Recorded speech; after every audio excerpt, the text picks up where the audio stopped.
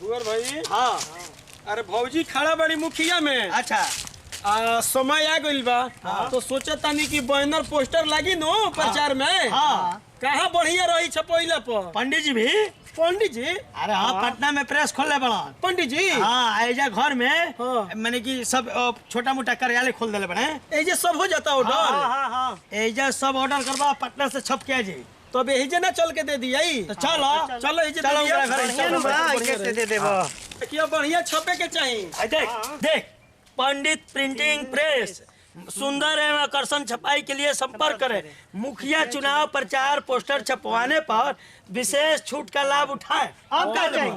छूटो बा छपैला पर। तो बुलावा पंडित जी के। हाँ बुलाओ तने। पंडित जी, पंडित जी, पंडित जी। कहाँ के चिल्ला रहे हो? पंडित जी नहीं है, पंडित जी पटना गए हैं। बोलो। अच्छा तू बड़ो न भूरी। हाँ। पंडित जी कहाँ पटना मिलो? ए भूरी। हाँ। ई लड़छुतवा के भौजी चुनाव में खड़ा भइल बड़ी। अच्छा। ओकरे बैनर और पोस्टर बनावे के रहे। बन जाई? हाँ एकदम एकदम। बन जिलो। अरे मैटर उटर देबे। अरे हाँ मैटर आप दे दीजिए, हम लिख के भेज देंगे उनको। ए भूरी, हाँ। कागज कलम बा दे ना दे। यही तो था, ये बच्चों सब में गाँव का तंग तंग कर देता है। अच्छा लइको है उतना समझाई जा। गाँव के? हाँ गाँव के ना तुमका अमित। अच्छा दिन फोन लगा के पंडित जी के हम बोल देते नहीं कागज नहीं खेते। लगाई फोन लगाई। फोन में लगा के दे दे। हाँ। सब क्लियर बता दे। बता देते नहीं। सब बता दिए सब।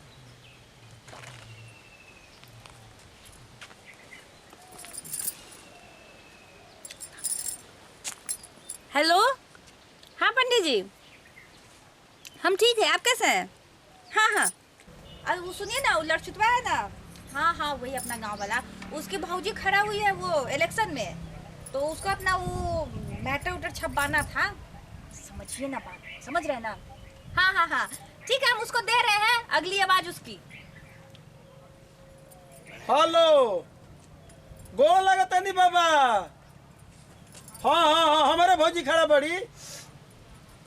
अच्छा नामावा चिन्हवा बतावा तो नहीं या करम संख्या पंचायत रहुआ जानते बनी जी। मिरिंडा कुमारी जी, करम संख्या 13, कोहड़ा छाप।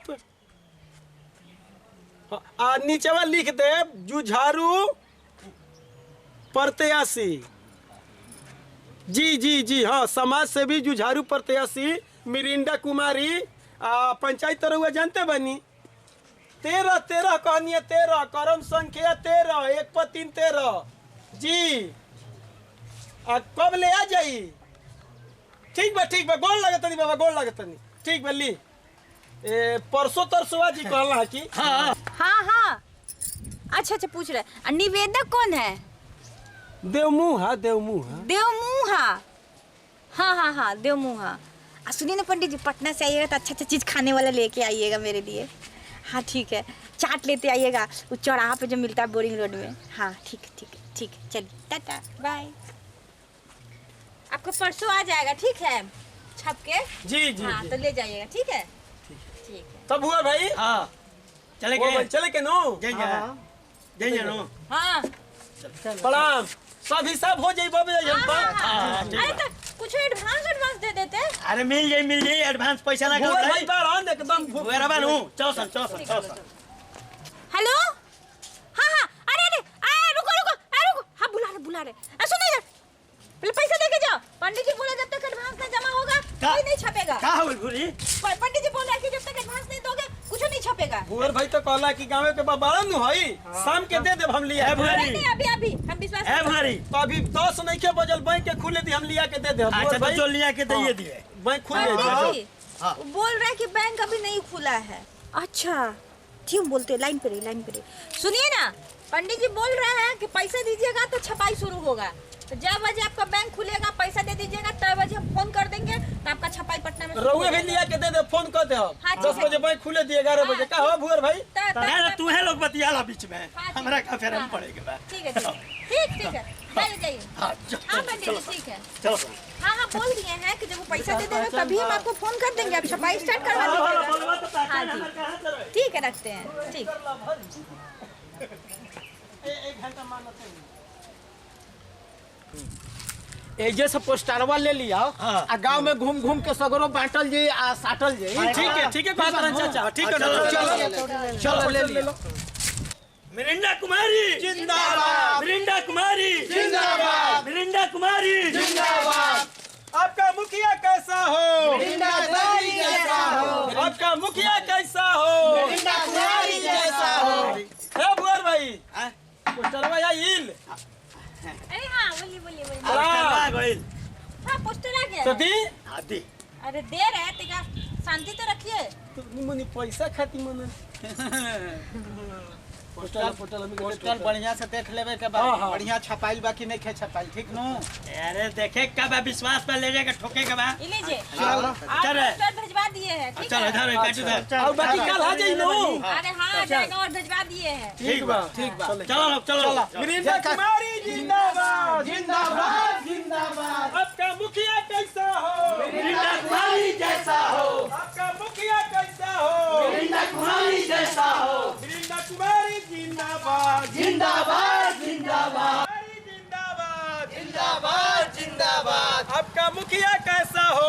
कुमारी जैसा हो। ये जो हमारे फ्रंट लाइन पर धीरज भाई सामने हमारा पोस्टल हमनी के तनी गांव में आवत तनी जा दुआरी दुआरी तले सब पोस्टल मार के चकचका बोलो। ठीक बा आवो लोग चले के नु चकचा। हाँ चलेगा। ये बताओ कि तोर भौजी काहे नहीं लिया हाँ ये तो भाई जरूरी अच्छा, रहा। भौजी प्रत्याशी है जब नहीं हन तो वोट केकरा के दी कोई पूछी तो हमने के का कहम जा। बोल अच्छा अभी भौजी के डिलीवरी भइला 20-25 दिन भइल बा फिर घूमी हन। अच्छा चल ठीक बा। मार रहे तो चलो ठीक बा चल मार गाओ सुना के मिरिंडा कुमारी जिंदाबाद मिरिंडा कुमारी जिंदाबाद जिंदाबाद जिंदाबाद। प्रणाम चचा। प्रणाम चाचा। देखो भौजी खड़ा बाड़ी मुखिया से हाँ 13 नंबर पर कोहड़ा छाप मारब खटाखट वोट एकदम और बदा के नाश्ता करब भोरही दम बूथ पर चहुक जाई हमारा धूप के समय बा ठीक नो तुम ध्यान दे देखी पोस्टर पे हो जे सामने मरवा दे तनी याद रखे के बा। और 15 दिन के बाद भौजी घूमी हम तो चलो बोलो लोग जोर से जिंदाबाद जिंदाबाद मिरिंडा कुमारी जिंदाबाद जिंदाबाद जिंदाबाद। आपका मुखिया कैसा हो? हरी कैसा हो आपका मुखिया कैसा हो? चाचा प्रणाम। सब ठीक बा तनी ध्यान में हो। भौजी खड़ा बाड़ी मुखिया में 13 नंबर पर कुहड़ा छाप बड़ुए आशीर्वाद देहाब साथे साथे वोट देहाब बटम खटा खट दबाई एकदम आपकी सेवा दी तो एकदम खूब अभी घूमी हन भौजी तनी रेस्ट में बड़ी ठीक नो आशीर्वाद बनैले रह रहुआ है कोई भावजी आओ चाहे मत उसका मत ना आशीर्वाद ले बेओ जरूरी है मत मरे न करे। ठीक है चचा चलो मिरिंडा कुमारी जिंदाबाद जिंदाबाद जिंदाबाद। आपका मुखिया कैसा हो? आपका मुखिया कैसा हो? मुखिया कैसा हो? पहले पोस्टर पढ़ला पोस्टर आज देखा पढ़ के का भी लिखल बा। का लिखल बा? चलो देखो तब न पता मिरिंडा कुमारी लिखल है बा। मैं इज्जत नहीं सुन पढ़ो, पढ़ो ई देख देख है का लिखल बा है देखो लौकता पोस्टर बनवैला हन।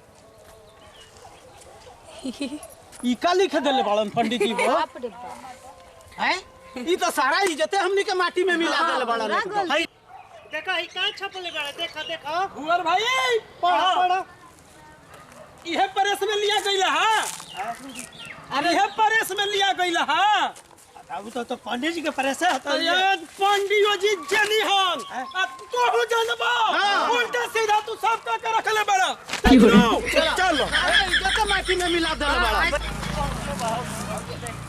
हटो लग नीले पकड़ रखले बड़ा सब पोस्टर कइले बड़ा चलो है दे बा ना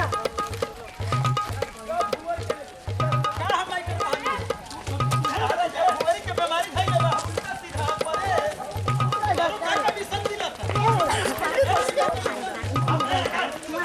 माटी में मिला के पूरा काम नगर जान गई नो कहां बाड़न पंडित जी? पंडित जी पंडित जी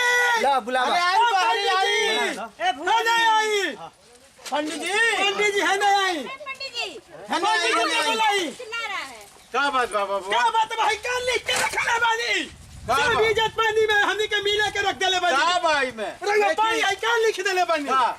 हैं? भाई पढ़ी। कथी है? आ बिना पैसा के छापबे ना कर भाई, क्या लिखा गइल बा? लब लबा हवा ग्राम पंचायत 840 से योग कर्म शिक्षित एवं दुधारू प्रत्याशी चुनाव चिन्ह क्रमांक संख्या कोहरा छाप पूरा गांव घर में इज्जत हमनी के खराब भइल बड़ी बताई है, क्या लिख के रख देले बानी? दुधारू हाँ आई गाय भैंस है भौजाई, आई घोपड़ा सही बकरी है, लील घोपड़ा सही है, क्या लिखाइल बा? पढ़ के रहुए बताई। सब इज्जत माटी में मिलैले बानी रहुआ। पूरा गांव जान गई। मैं मार पड़ के मार मार मार मार मार मेरा पंडित का है एकदम सब उल्टा पलटा हो गइल बा। अपना हां चुपिए।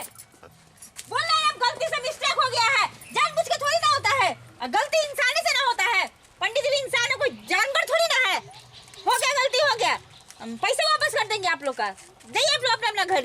इज्जत खराब हो गई तो पैसा वापस हो गई। कल हमार पैसा आ जाके चाहिए। चला लोग भाई, ठीक दो पैसा वापस ना आई। यही पैसा से दोबारा बढ़िया से पोस्टर बना के देवे के पड़ी पंडित जी के।